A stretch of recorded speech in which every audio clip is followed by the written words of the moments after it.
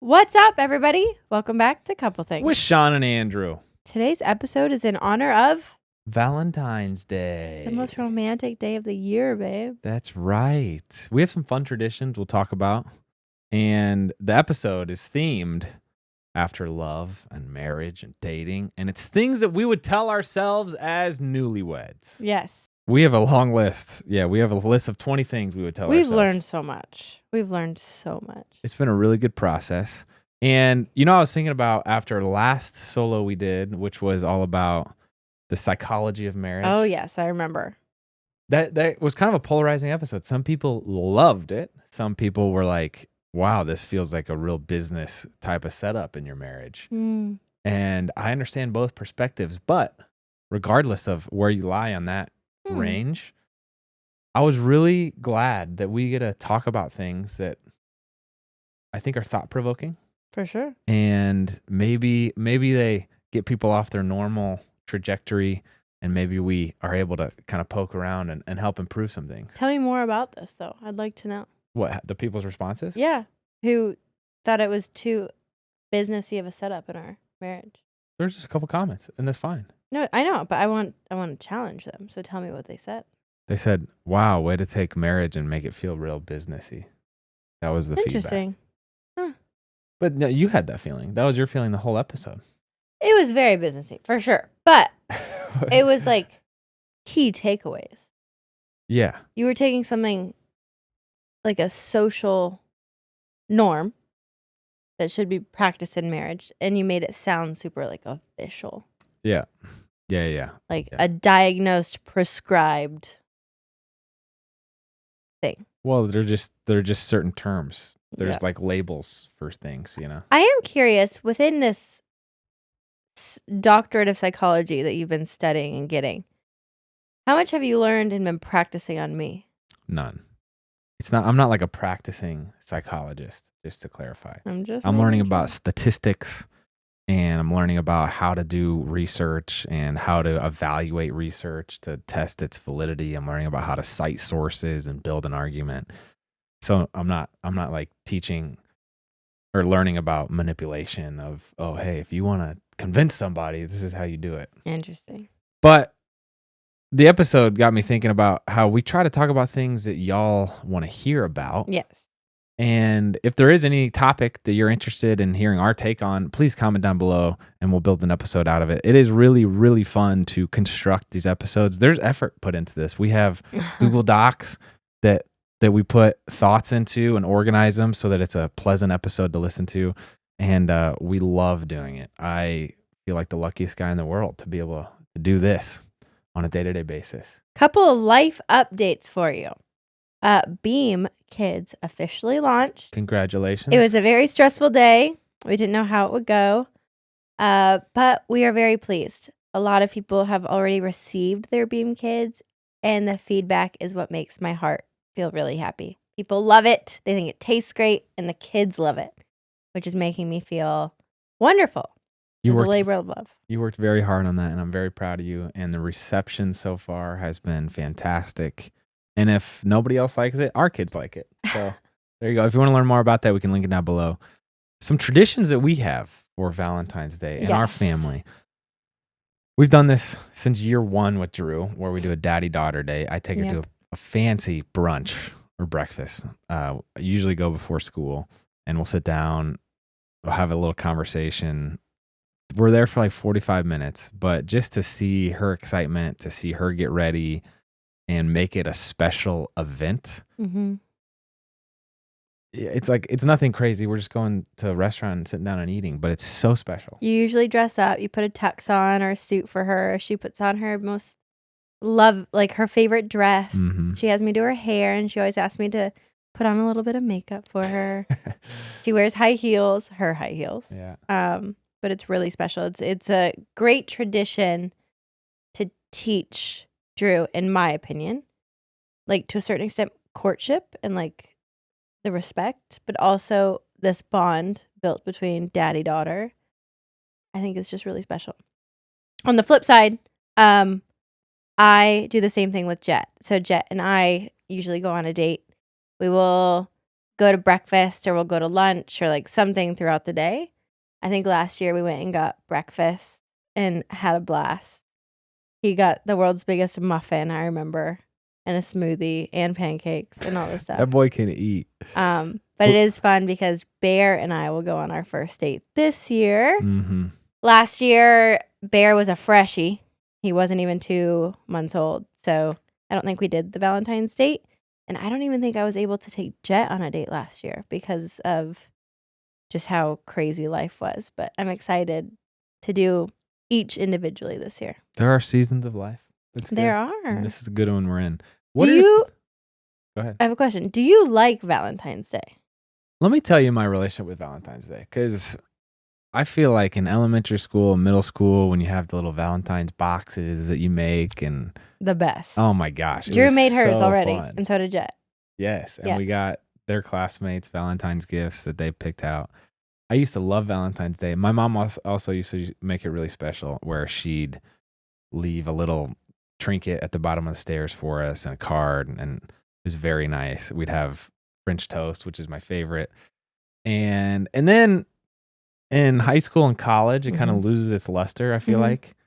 But once we started dating, and then certainly once we got engaged and married, it really did become a day where it was almost our only structured date night there for a while. Yeah. I feel like the whole year. It was like we might not go on like a planned date any other time besides Valentine's Day. Especially dating. Well, because like we weren't doing like formal dates. Since we were dating, we were hanging out a lot. Yeah.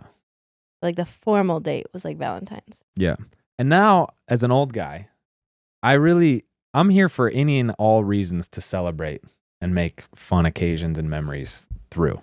So I love Valentine's Day, 4th of July, Easter, all the major holidays, Christmas, Thanksgiving. I'm even talking about it could be World Ice Cream Day. Let's make something fun out of it. Yeah. Just because the kids. I used to make Valentine's a big deal in my mind, especially when we were dating. Like I wanted it to be like this grand showcasing of love. However, now that we've been into marriage longer, I actually don't care about it, because I don't want that to be the only day like we try for each other. Right. Like go above and beyond and truly try to court and like showcase love. And I feel like now you and I almost have a Valentine's Day every week. Yeah. And we're doing the same things we do on Valentine's Day. And on Valentine's Day, we don't do gifts. We don't like go buy each other jewelry or like whatever. That's not our vibe. We'll go on a date night. But I think it should just be a reminder of this is what life should look like. You shouldn't just wait once a year to really tell a significant other, oh, by the way, like, I love you. I like it, but my pushback is when you have this thought process of, oh, you shouldn't need a day of the year to tell someone that you love them. It can easily, one outcome of that can turn into, well, then you end up never telling that person. You interpreted that. I might have said that wrong. You shouldn't need a day because it should be consistent. There shouldn't only be one day a year you go above and beyond to showcase love to your spouse. Yes, but what I like about it is at least you have one day a year. Yeah, true. Because, some people wait for the mystical romance to hit, and then they're like, oh, if you put it on the schedule, then it's too structured and rigid and it's not romantic. It's like, no, well, then maybe that ends up in never being romantic. Yeah. So, in honor of Valentine's, though, we wanted to do an episode about all the things that we would tell ourselves as newlyweds. We've grown a lot in marriage, and it really is fun to look back and think, wow. In those early years, we really were just trying to figure things out, But I also feel like in the early years, we thought we had it all together. And I also feel like we're still figuring it out. We are. But so whether you're married or engaged or dating, or maybe you've been married for decades longer than we have, or just, maybe looking for a refresher, we've got some personal notes and stories to share Do you remember what it was like getting married? It's almost 9 years ago now. I do. What I do you? remember almost every detail of the whole day. Do you? I did too. I remember not having cufflinks. The guy said it looked like I had napkins hanging out my shirt. I remember my suit was so tight. It was hot. It was so hot. I remember like our first look. I remember getting ready at our house with all of my bridesmaids and girlfriends and my mom and your mom. And your mom Oh my totaled gosh. 2 cars in the same day, which Oh my gosh.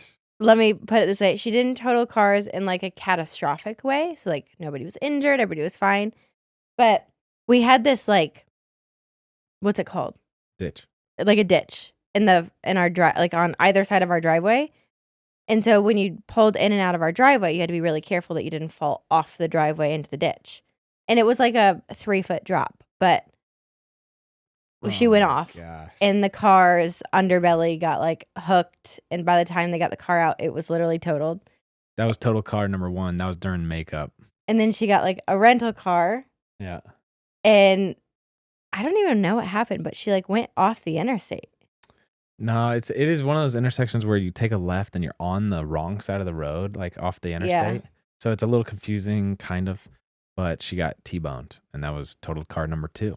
Yeah. That was right by the wedding venue. I Yeah. remember dealing with like the paparazzi and the helicopter that was flying over, Yeah. taking pictures. People were camped out in our bushes in Oh our my front gosh. yard. You could find those online. Shawn in a robe. But I also don't remember being fazed by any of that. Mm-mm. I also remember our first look. So we decided to do a first look because we didn't want, we wanted to be able to go straight to the reception and not do like so many pictures in between. And I loved doing our first look, but I was so nervous. Yeah. We were mic'd up. Yeah. And I didn't even know what to say because in the back of my head, I was like, people are listening to this. I was just so, yeah. But I was so happy. Excitement is just the word that comes to mind. Yeah. Where it's just raw excitement, you know? Yeah. And we had been through hard conversations. For sure. And stuff. And had some things to figure out because you had moved to Nashville. There's a lot of conversations around that. But we were still kids. We were 24 when we got married. Is that right? Yeah. So settling into careers and stuff, we were just beginning that process. But, you know, we hadn't had kids yet. We hadn't lost anybody close to us. And anyway, so excitement. It was just like all about the fun, raw. I think giddiness. something that Andrew and I got to experience, which Andrew and I talk about this a lot, the pros and cons to getting married young and early on in your relationship versus people who get married later in life or date for like 8 years and then they get married. Andrew and I's marriage was truly like a leap of faith which I believe in, because like on our wedding day, we were babies, we were young, but we were vowing to each other, I have no idea like what is about to happen. Mhm. We haven't done life together for 8 years and now we're choosing to get married. We are just starting this journey and I vow to like be there with you. Mhm. And I have no idea what it's going to look like. And to a certain extent, even I could argue back in the day when we were 24 and we'd only been dating 3 years, pretty much. Mm-hmm. Like we didn't really know who each other were fully. There's no way to know. There's a ton of situations that we had not been in together to Yeah. know how we'd respond, etc. And it was truly just this like leap of faith of like, here we go. And I always say, I look back on our wedding day and part of me wishes like we could get remarried right now to each other because you understand the weight and the magnitude of the situation. And I love you now a million times more than I even loved you then. And I thought then I couldn't love you any more than I did because I was already on top of the world. A couple thoughts as you're speaking. One, people talk about, oh, I felt like we had it all figured out back then. I don't feel like that was our approach. It was just us being naive, kind of, Yes. and not thinking about the potential negative ramifications. And what's exciting about marriage is it epitomizes that idea of it's not what happens to you, it's how you respond to what happens to you, or control what you can control. Because to your point, there was so much that we had to learn that we still have yet to learn. And if you're approaching it with, oh, I gotta wait until I make enough money or I get settled here or I figure this out, that is like letting the uncontrollables control you. You know? Yes. How much you earn is not really fully up to you. You feeling settled is kind of an arbitrary, ambiguous goal. So it's us planting the flag and saying, I don't know what's gonna happen, but I do know that we have the choice to stay together through whatever happens. Yeah. So that's kind of hype. I also think, to a certain extent, everything that you were just saying, all of those things that people feel. So, like, I don't feel settled enough. I don't know who I am enough. I haven't made enough money. I'm not in a place in my life to, like, get married, whatever. You're also, to a certain extent, in my mind, because we've experienced this, you're missing out on being able to navigate the rough parts of life with someone who can help you get better and get through stuff. And if you navigate those like ups and downs with someone, yeah, it's hard. Like you literally have another human to like get through these rough patches with, but it makes the love in like the marriage so much stronger when you get through it. Yeah. And inevitably, if you sit down and talk with a couple who has not had a lot of money that now might have a lot of money, they always talk about, oh, those early days where we were living in a tiny little apartment and didn't have enough money to buy food for the next day. Those are the good old days to them. That's how they're reflecting on it, like reminiscing. It's the same thing with kids. It's when you're in the thick of it as a parent raising a newborn, it feels like overwhelming. But then you talk to any parent who has older kids, they're like, you're going to miss this. Why is that? You know, because you like freaking struggle together. And we even got married super young. And I still look back on everything I experienced before you. And I'm like, dang, I wish you were there for that. I know. Yeah. Yeah. That's fun. This show is sponsored by BetterHelp. Have you ever stopped to think about what you want your story to be for the year? Andrew and I have been talking about this because we know how easy it is to let your goals fade come February, and we really want to stay on track. I actually read a statistic recently that said around 80% of goals fade by mid-February. That means that only 20% of people stay on track. A great way to stay on track with your goals this year is therapy. Think of therapy as a way to create the meaningful story that you deserve to live. Therapy has benefited us individually and as a couple for years. If you want to start therapy but aren't sure where to start, BetterHelp is honestly the perfect option for you. It's fully online, affordable, and convenient, serving over 5 million people worldwide. BetterHelp is truly the best. You can access a diverse network of more than 30,000 credentialed therapists with a wide range of specialties and switch therapists anytime at no extra cost, which is really helpful. Write your story with BetterHelp. Visit BetterHelp.com/EastFam today to get 10% off your first month.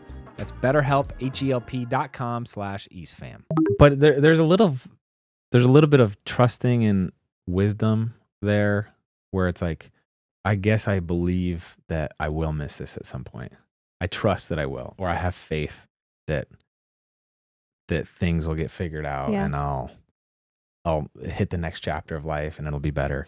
Anyway, this is us reminiscing.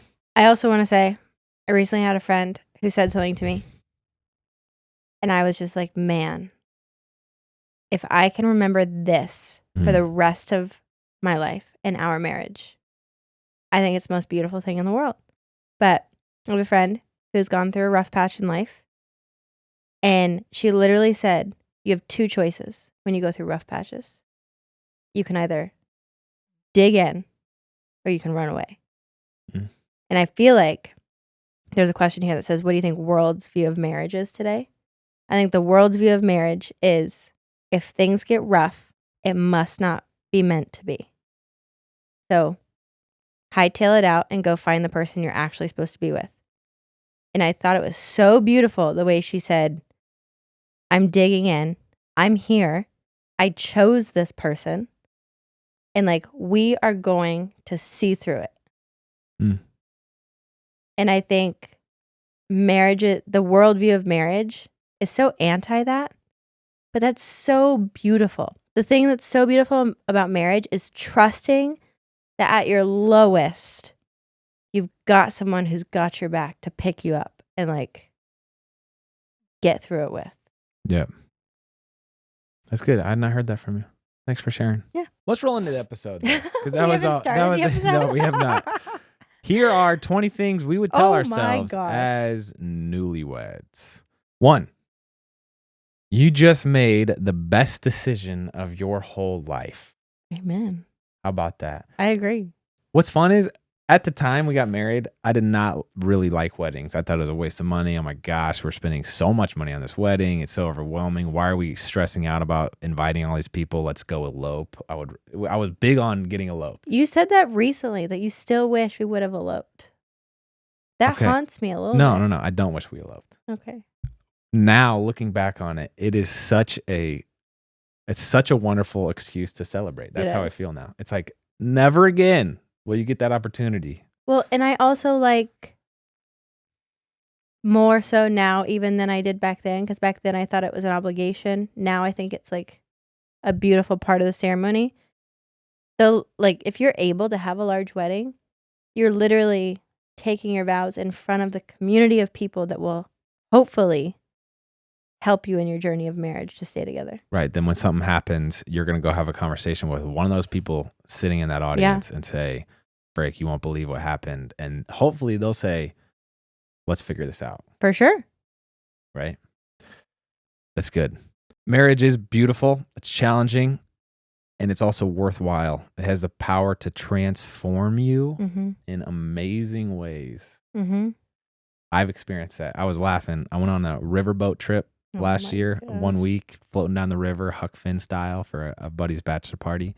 And it's like, I really felt at home there. I was like, this could have been in a parallel universe. Andrew would be floating down the river on a daily basis, probably not have a job, live on just dollars a day.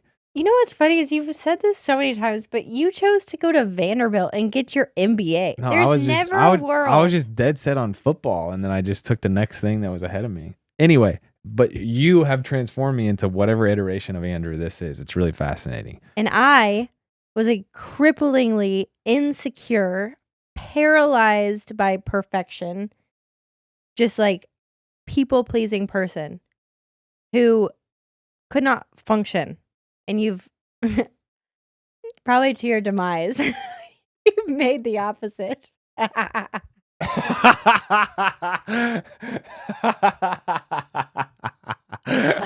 like, you stubborn little.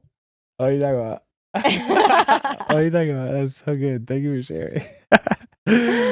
All right. So what we tell ourselves, congratulations on making such a huge commitment to each other. It really is so special. Number 2.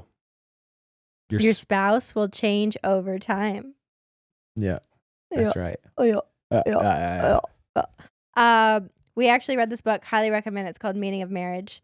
And it actually says within the book, the person you marry on your wedding day is not the person you will be with 5 years from now. And that person is not the person you'll be with 10 years from now.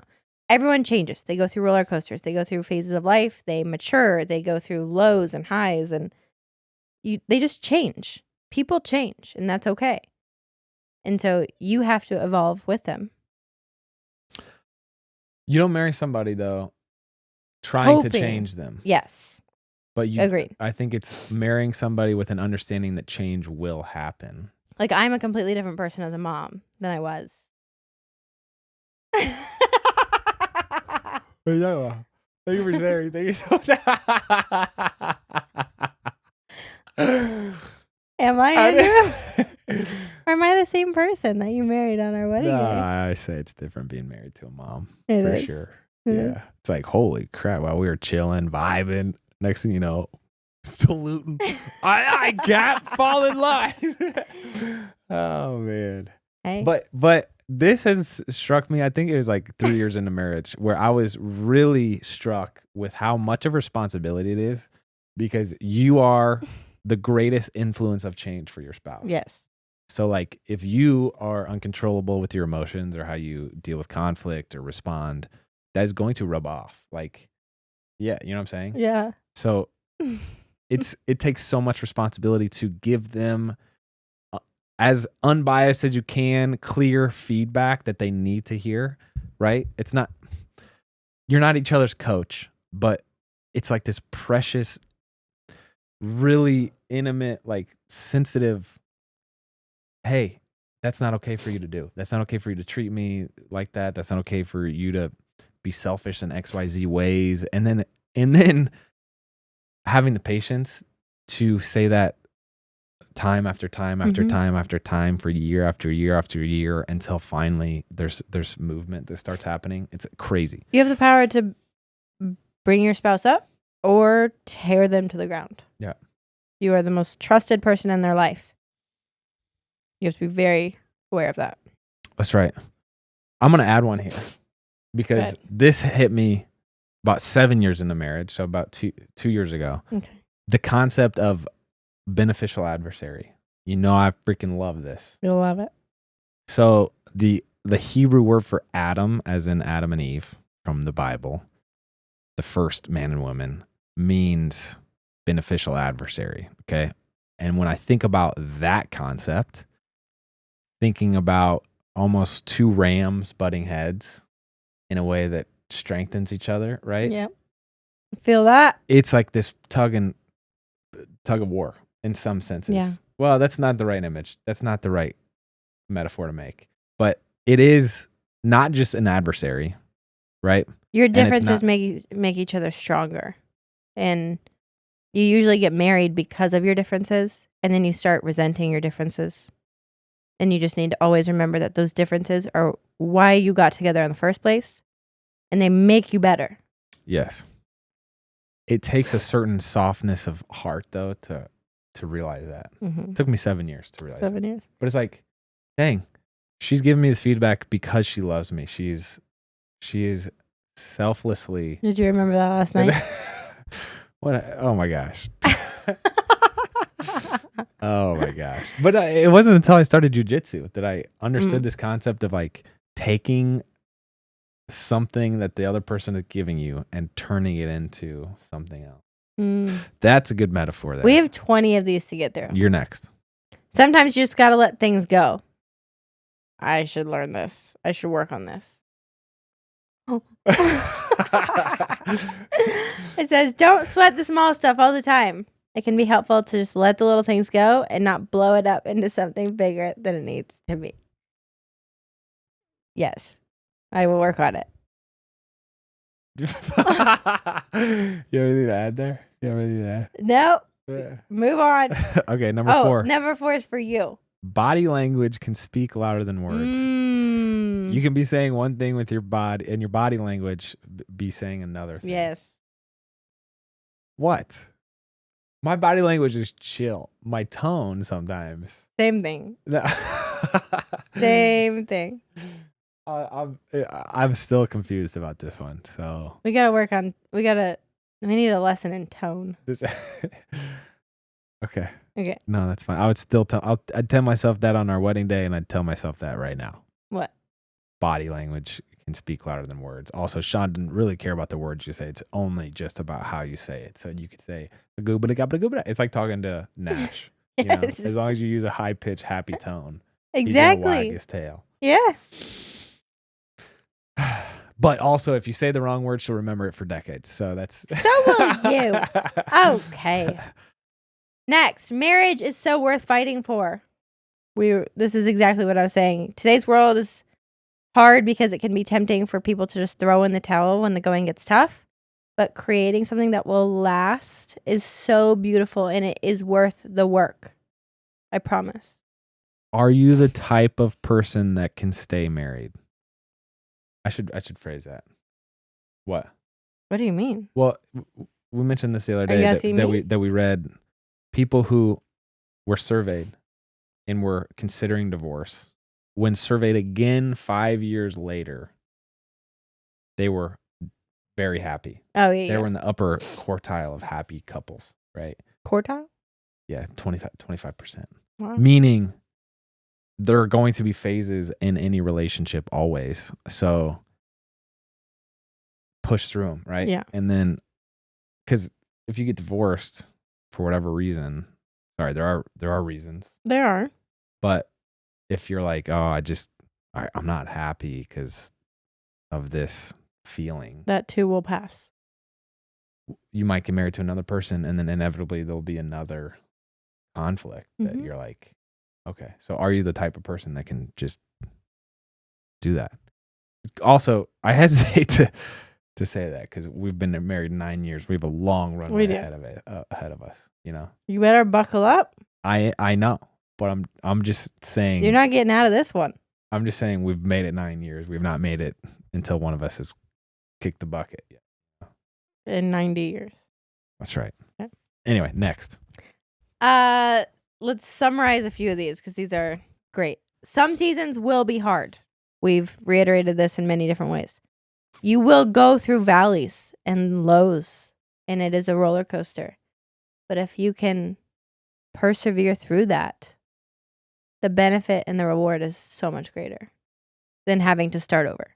The depth of connection and of love gets so amplified in those tough times. Yeah. Number 7, it's okay to need personal space. Andrew. Hey, I give you personal. I love you. I'm a golden retriever. I just need to be attached to you all the time. You get your workout in. Shawn, I'll do my workout at 5:30 because that's the only time I can. And then sometimes like, she'll just like peek out there, and then I'm like in the middle of hard exercise, and she's trying to have this conversation, and then she'll be offended when I'm like, "Hey, can we do this later?" Oh, I'm sorry. You have a wife that just wants to spend time with you all the time. All the time. All the time. All the time. Okay. Number 8, managing expectations is key. Manage your expectations and understand that your partner won't fulfill every need you have. I'm still learning this one. Expectations are a fickle compass. Yeah. You know? What is the right approach to this? Because in some ways, our conversations are expect less of me is what I'm saying to you. And you're like, no, I expect more. I expect the most out of you. Exactly. And it's kind of this interesting dichotomy where my point is, I'm not perfect. Expect me to let you down, you know? Expect me to let you down. But I'm not. I'm going to do everything I can to not. You know what I'm saying? So how do we communicate you're saying this in a very odd way that people can misconstrue. Okay. I think when you say words like, expect me to fail, expect me to let you down, I understand it. You're saying, I will not be perfect. None of us will be. But how you say it leaves room to justify mistakes. Instead of acknowledging that your spouse expects a lot from you because I believe so much in you. 100%. So it would do you a disservice, and it would do a spouse a disservice to say, I don't expect anything from you. Because that is, in a way, in my mind, communicating, I don't have standards for you. I agree with you. Honestly, I'm struck by how much of a parallel this is to the Christian concept of saved by grace and not works, where it's like, you don't need works, but they're good. I think different words than grace is like, I have such high standards for you. Yeah. I will always give you grace, and I will always work to have grace when things happen. But that will never change that you and I have high standards for each other. I think I've grown to appreciate high standards because that's sharpened me as a man. Yeah, I don't know any way around it. I don't know. It's sometimes I don't like it though. And I think the expectation thing though goes back to the fulfillment where it's like I cannot fulfill your every need. So expect me to not, you know? And I understand the expectations when it comes to fulfilling my needs. I think where you and I differ in our conversations around this is I have high expectations and standards for you when it comes to like parenting and your potential and your it's more so that I can work on like executing, not having such high expectations to like fulfill any need that I have, because that's a personal thing that's not on you.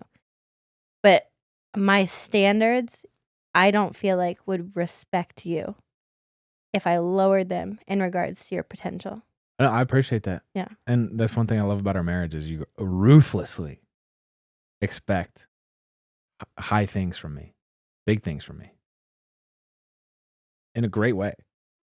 Because you are a boss. But I'm trying to think of a better way to say this. It's almost But- like my fault of letting you down or my problem. Your grace for those problems or Is your my expectation problem. is your problem. For sure. So then we both have problems that then. But I also think maybe within communication, this is something everyone can work on too, is understanding. And we've learned this in another podcast. I can't remember who it was with. I don't know. My expectations, my standards, and maybe this is where you're having the conversation of like expect less, is my expectations and my standards have nothing to do with your value.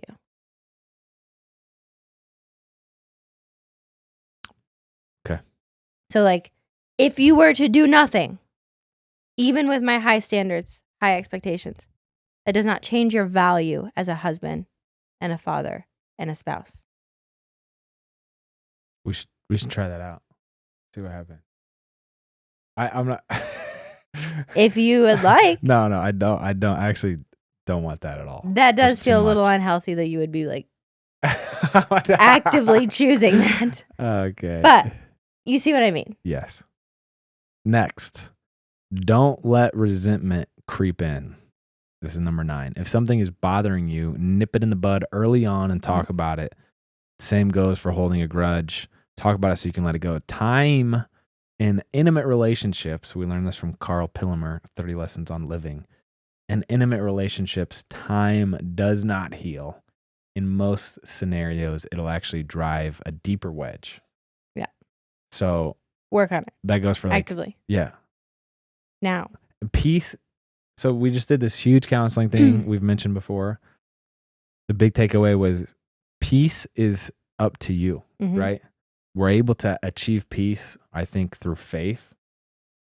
And it's not what happens to you, it's how you respond to it. And if no matter what happens, if it's something that does merit resentment, it's your choice still, where you're like, okay, no, I'm kind of like working through life and I'm not letting anything stick to me. I'm kind of just vibing through life, jujitsu, you know what I'm saying? It's like, okay, all right, we're going to roll off this one, take it off the chin, freaking go for it.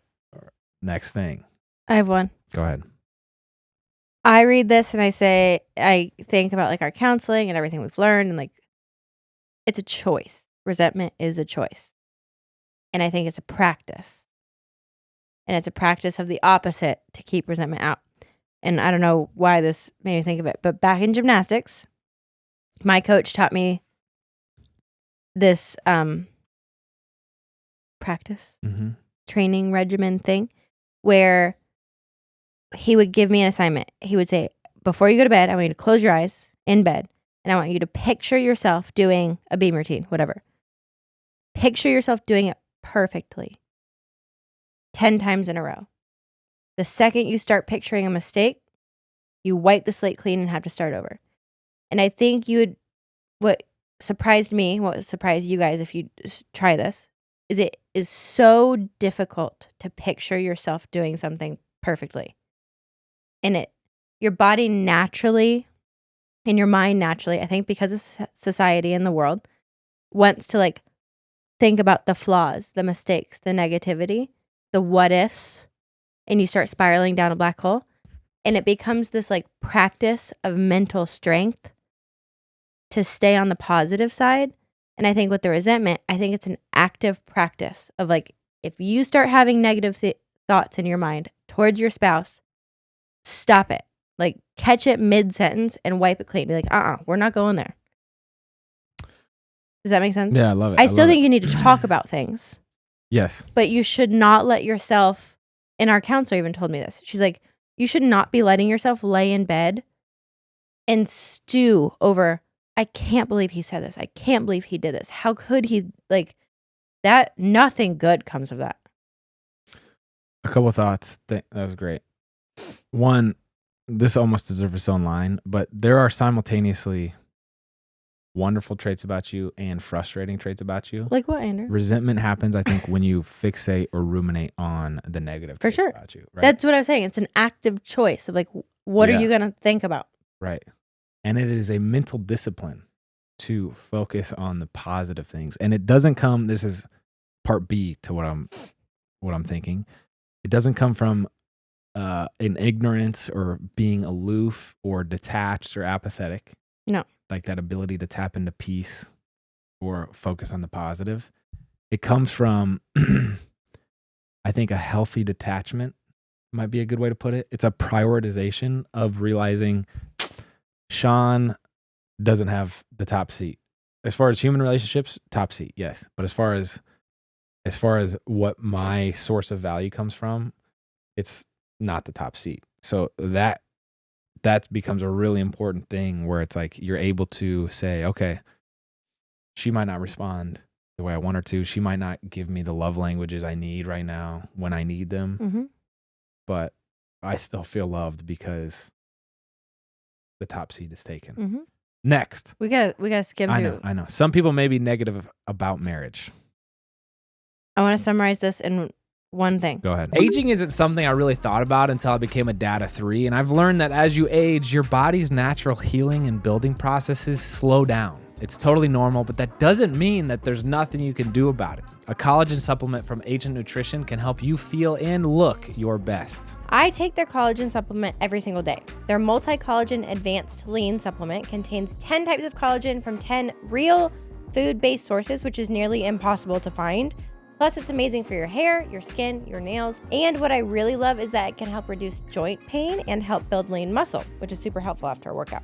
I agree. And it's delicious and so easy to work into your daily routine by mixing it into your morning coffee or morning smoothie. We've definitely seen results since incorporating this powerhouse supplement into our diet. Yes, we have. And right now, Ancient Nutrition is offering 25% off your first order when you go to ancientnutrition.com/EastFam. That's ancientnutrition.com/EastFam for 25% off your first order. ancientnutrition.com/EastFam. I want to summarize this in one thing. Go ahead.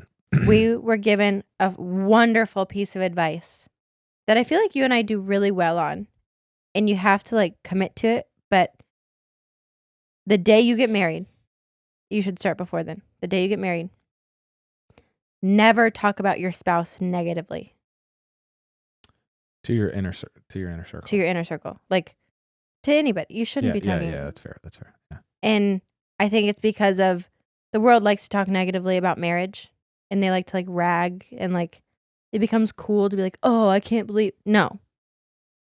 Because the world will take the negative side. Don't do that. Don't open yourself up to other people talking negatively about your spouse too. Don't do it. Yeah, which goes to another one, which is having a good community is so helpful. Someone who's pro your relationship, pro you ultimately. And sometimes that can look like a different advocate, if you will. Like if someone's advocating on behalf of your well-being, that might look different than someone advocating on behalf of the relationship's well-being. Hopefully they're in line, right? Mm-hmm. Aligned. But not having someone who identifies the negative traits in your spouse or amplifies and is a yes man for all of the negative things that you might be feeling or experiencing is so helpful, right? If I go to a friend and I say, man, Shawn and I are struggling. I just can't figure out how to communicate this to her. And she seems to get upset. Mm-hmm. And he's like, I can't believe she would respond like that. Yeah. Then that's not the type of good community we're talking about. Or if they start saying like, "Oh, this is why I don't get married," or like, "No, none of that is good. Don't Yeah. let them get to you. And also, You have to protect your marriage at all costs." yep, that's good. Try to be that type of friend that fights for other people. Like, be a good source of wisdom and level-headedness. Next, make time for intimacy. Hey. Hey. After the honeymoon phase ends and you introduce kids in the mix or careers or travel, whatever, it can be hard to keep intimacy as a priority, but keep making time for each other. We did a whole episode on intimacy. Y'all loved it because you thought we were just going to talk about sex the whole time. But intimacy talks about emotional intimacy, really getting to know the essence of who Shawn is, who my wife is, and the physical aspect certainly is a part And of that. investing time in your day, no matter how difficult it is, to like invest into intimacy of some kind so that making time for physical intimacy is not difficult. Yes. Like you have to build both emotional and physical intimacy all the time. Which brings us to our next, which is emotional connection is so important. In order to physically connect, you first need to be emotionally connected in order to, I think, optimize the physical connection. Which takes active effort and time. Yes. When you're exhausted at the end of the day and you've been catering to kids and work and you're touched out and talked out and all that, no. Your spouse is your priority. Yeah. Don't drain your tank every single day so that you can't even have a conversation with your spouse.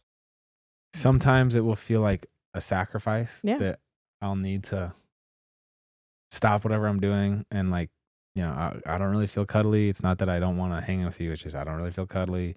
Like sometimes Shawn needs it. Other times I need it and it's a sacrifice for her. Mm-hmm. It's great.